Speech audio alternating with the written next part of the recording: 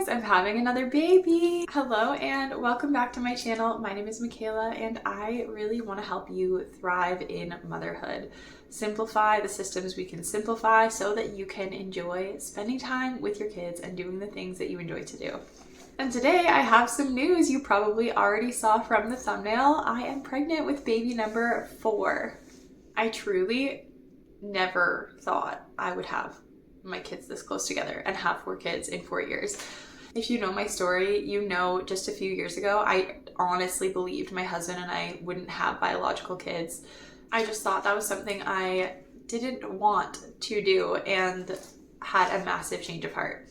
And then when we had our first, I was shocked to realize that I actually love being a mom, and it's not like people say it is. It's not like those cautionary tales that we're told about how awful kids are and how hard it is to be a mom. And with every baby I have, I just want more babies. Today, I'm going to share some of my favorite pregnancy tips, things that have made my pregnancies easier over the years, and especially being pregnant with so many young kids, because of course that is a different dynamic.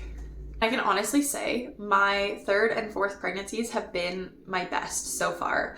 I keep coming across content. It's one of those things. The internet knows what's gonna irritate you and they send you more of it, right? But I keep coming across content, people talking about why you need to space out your kids 3 to 5 years for health reasons or whatever. And I think that is bogus advice. There's so much advice out there right now around family planning that I just think is straight from Satan. Because if you're following all of the so-called ideals for pregnancy and family planning, you're going to be waiting until you're at least 30, you're going to have a child and then wait 3 to 5 years and then have another child and then I guess stop at 35, because after that apparently it's risky. You can have maybe 1 or 2 kids, and honestly, fertility is not key ever. But especially at that point, if we're telling women, go live your life, do something that's apparently better than motherhood, and then when you're 30, 35, 40, then have kids, I think we're setting a lot of women up for failure. So if that is your experience, if you're having your first child and you are in your 30s, I'm not trying to tell you that you're wrong or whatever. I'm just saying there's no best way to do this. We all need to honor what God has for us in our life. And honestly, I'm really thankful that I get to spend my 20s having kids. I so do not feel deprived or whatever narratives people are out there teaching.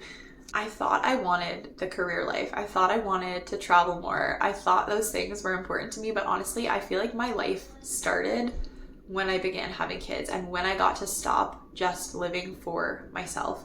Because honestly, I needed a heart change, and I needed the heart change that came with motherhood. I was definitely a very sad, depressed, and selfish person. And once I started having people to care for and spend my days with and pour into, it changed everything for me. So anyways, I don't know why I went on that whole rant. I didn't mean to. I think just to say my 3rd and 4th pregnancies have been the best ones. And yes, they have all been back to back to back.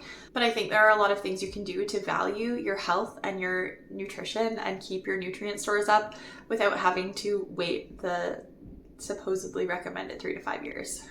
So I'm going to get into what is saving my life right now. My best pregnancy tips, and maybe I would consider this a bit of a first trimester survival guide. So number 1, realistic expectations for myself. I feel like there is a little bit of a honeymoon phase if you find out you're pregnant right at 3.5, 4 weeks. You have a couple weeks before the hormones really kick in and you start experiencing some of the crummy first trimester symptoms. But during that phase, I always try to kind of brace myself for what's coming, because I know that when I get pregnant, I'm going to be obviously more tired and need a lot more sleep. Maybe you guessed that I'm pregnant because I feel like I've alluded to it quite a few times. All of my videos lately have been about rest and what's the other one? I don't know. Rest and reading more, and I don't know, just I feel like very, like you can tell, I've been like lying around resting a lot. But of course, once those symptoms hit, we're just more tired. We might be nauseous. We might just even have less of a desire to do things. I just kind of wanted to hibernate. And even socially, I caught myself not really wanting to do as much and make as many plans. And I think And even creatively, sometimes I find I just don't have a ton of creative energy. I just want to kind of withdraw a little bit more and get that good rest. So I find it's really important to honor that and to acknowledge how we're feeling as much as we're able, right? Like I am a stay-at-home mom. I'm able to adjust my life according to what I need in pregnancy. So I try to set very realistic expectations for myself, kind of clear the social calendar a little bit, keep from making any new drastic plans or taking on a bunch of to-dos, and just preparing to hunker down and rest a little bit more. The second thing saving my life this pregnancy is good nutrition. And specifically, I take beef liver supplements. I do also take a prenatal. Some women use beef liver as their prenatal. I take both. But honestly, I've experienced the first trimester without taking beef liver, my first 2 pregnancies, and with taking beef liver, and I can tell you it's a night and day different first trimester. When I was not taking beef liver, I was more nauseous and I was so exhausted. I had that typical pregnancy, could not crack my eyes open in the morning. This pregnancy, I had a few days like that, but truly only a few days where I felt like I couldn't get off the couch or I was taking a lot of naps. For the most part, that beef liver really helps me keep my energy up and keep functioning, which is obviously very important when you have people to care for. You can, of course, go buy beef liver supplements. That is pretty pricey. My husband actually just buys liver from the grocery store, which is usually fairly inexpensive. He dehydrates it for me and then puts it into pills. Maybe we're a little bit weird for that, but it saves us a lot of money and he is happy to do that for me. And it's a really tangible way that he can support me in my pregnancies. And I just take them all the time, especially because I'm always breastfeeding or something. So I take them all the time, but that's a really special way that my husband gets to support me. And like I said, night and day difference, my pregnancies without beef liver versus my pregnancies with beef liver. And when I say good nutrition, the way we eat anyways is a lot of homemade things made from scratch without preservatives, without seed oils. I even went off dairy about a year ago just because I was having some crazy symptoms. Maybe I will tell you about this just in case anyone else is experiencing the same thing. But basically, at first I thought I was getting a stomach bug like every other weekend. I just was like throwing up, having diarrhea. This was when I was postpartum with my second. I couldn't really figure out what was going on. When I'm experiencing weird symptoms and I don't know what's happening, the first thing I do is an elimination diet, like very drastically. I cut out everything yummy, basically, is what I was saying at the time. I cut out gluten, dairy, anything processed. I find it easier to focus on what I am eating than what I'm not. So basically, I was just eating fruits, veggies, grains, meat, nuts, seeds, like real foods, basically. And then as I had all those foods cut out, I was looking into possible gallstones, possible parasites. Like I really was not sure what was going on in my body. And I ended up kind of doing that elimination diet a few times, slowly reintroducing things, thinking I didn't have an issue with anything, going about my life, having the same drastic episodes a few months later. And it turns out, I'm almost certain, I'm just lactose intolerant. I didn't know it could manifest that way. I thought it was more the kind of thing, you eat it, you react immediately. But apparently intolerances are different than allergies, and they can kind of build up in your body that way, and then your body kind of purges it all at once. So it took honestly like a year for me to figure out that it was dairy, because the reaction would be so delayed sometimes. If I could get access to raw dairy, I would do that. I would probably be able to process it. I don't know that for sure. But in Canada, the regulations are really strict on that. I haven't been able to find a loophole, so I haven't been able to experiment. Anyways, I just wanted to share that in case anyone else is having symptoms like that. It might be an intolerance. You might want to, I don't know, get some testing done or try cutting out of food for a longer period of time. But all that to say, I noticed I tried eating dairy a few times early in this pregnancy because it is, since it's not an allergy that's life-threatening, I can get away with a little bit of butter here, a little bit of milk there, and not notice a major reaction. But I did find the days that I tried to push it and tried to eat little bits of dairy, those were the days I felt nauseous in my first trimester.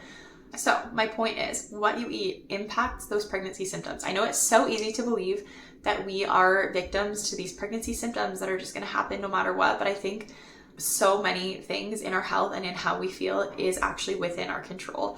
And I found that with what I eat, I find my mental health changes drastically if I'm eating clean foods, not processed foods, not a ton of sugar.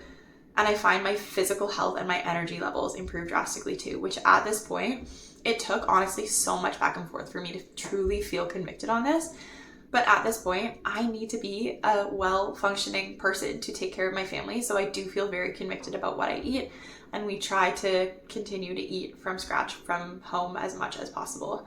And of course, like I said, I have to have realistic expectations on myself during pregnancy. So sometimes we have to let the standards slip a little bit. But nutrition is a big one that is saving my life during this pregnancy. Number 3, what's saving my life right now? Communicating with my kids. It's actually so special. The ages my kids are at right now, especially my daughter. Even last time I was pregnant, she kind of understood. She was kind of excited. But this time she's so excited and she's convinced she's getting a sister. We don't usually find out the gender, but she is adamant that it's a baby girl in there. So I kind of hope she's right because that would be fun for her. But it's been really special. I made sure she was the first person that we told. Something that important, I don't want her to find out by overhearing us telling someone else. And I knew, of course, as soon as we told her, it might come out. She might tell all kinds of people. I actually wanted her to tell more people and like tell our families, but she didn't want to when it came down to it. But it's been really special to be able to tell her, you know what, having a baby in my belly makes me extra tired. So life looks a little bit different right now, especially in the first trimester, especially in those weeks where I really wasn't feeling good. To be able to tell her that, she was very understanding and she's naturally just so helpful.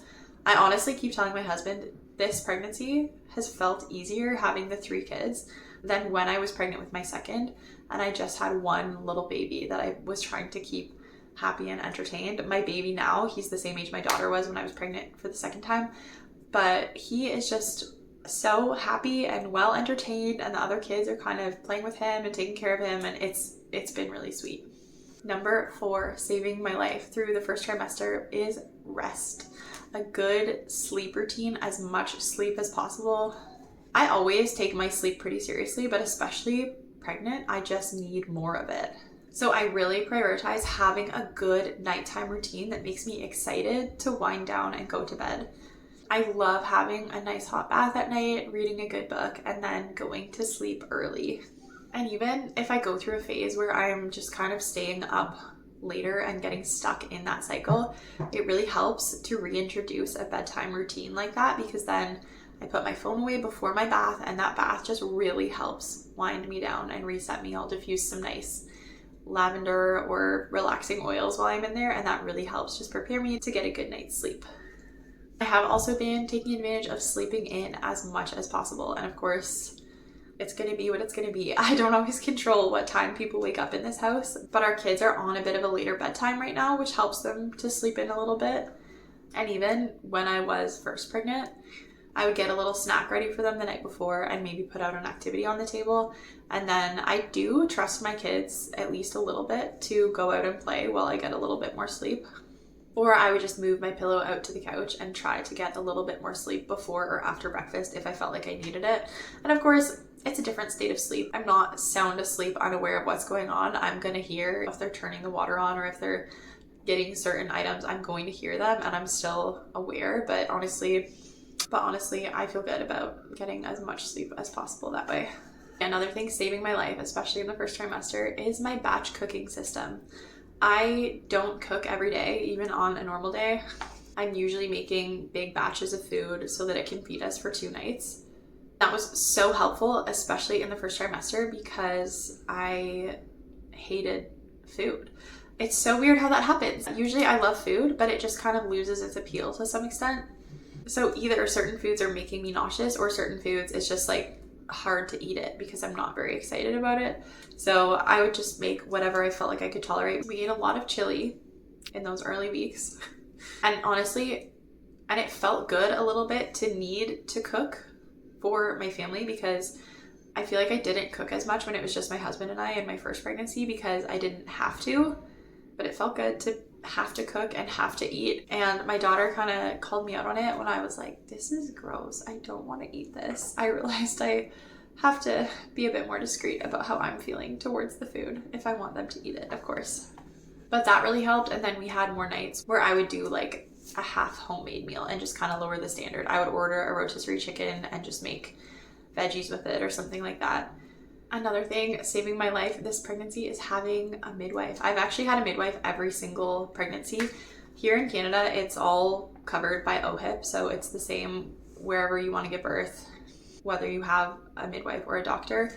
But I've always loved being with a midwife because, for one thing, it's just a much warmer experience. The same person is kind of caring for you throughout your pregnancy, and you do get to know them a little bit better. And then usually, unless something drastic happens and they're at another birth or something, you know who is going to be attending your birth, which is really special. I also just find it's so much more chill. I know I have the freedom to have as many appointments as I want to have. At the beginning like this, they're very spaced out anyways. I usually don't do a dating ultrasound. I just do an anatomy scan. And midwives are so understanding of that kind of thing. They're usually very supportive of just whatever you feel comfortable with in your own pregnancy. And even towards the end, some midwives will see you every single week once you're, I think, 36 weeks and onwards. But my midwife is a bit of a drive, so I already asked if I can not do that and just stick to seeing her every other week at that point. And she said, of course, like, you get to decide when you come here. So I find that really helpful. My midwife also told me I could bring my kids to my appointments if I wanted to, which I thought was so sweet of her. And I'm probably not going to take her up on that unless I really have to, because I would not be able to have a conversation with her. But I really appreciated that. Thankfully, my pregnancies are usually normal and low risk. It just keeps things a lot more calm. There's a lot less testing, or I feel more comfortable declining certain tests, because just my personality when it comes to medical things, I would rather only look into something if there's a reason, or if I'm having certain symptoms or there seems to be an issue. I don't love routine testing and a ton of ultrasounds and stuff like that. I find it can cause concerns that don't need to be there. The other thing saving my life in pregnancy and always is a bidet. Honestly, you really need a bidet. We just have an attachment that goes on our toilet. I don't know about you, but my bowels just get messed up during pregnancy. I know a lot of women get constipated. For me, it's the opposite. I don't know why. That's just something I'm blessed with. So even starting in the first trimester, I'm glad to have it. But also toward the end of pregnancy, if you get hemorrhoids, you do not want to be wiping and wiping. Just get a bidet. Honestly, if you're in your childbearing years, just do yourself a favor. You're not going to regret it. So that is all I had to share. What is saving my life this pregnancy? If you are also pregnant right now, comment below. Let me know how many weeks you are. I think it'll be so fun to just go through this together.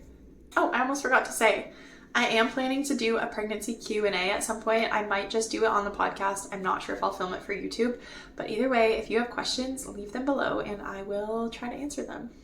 If you want to stick around here, definitely hit the subscribe button and send this video to a friend you think it might bless. Thank you so much for watching.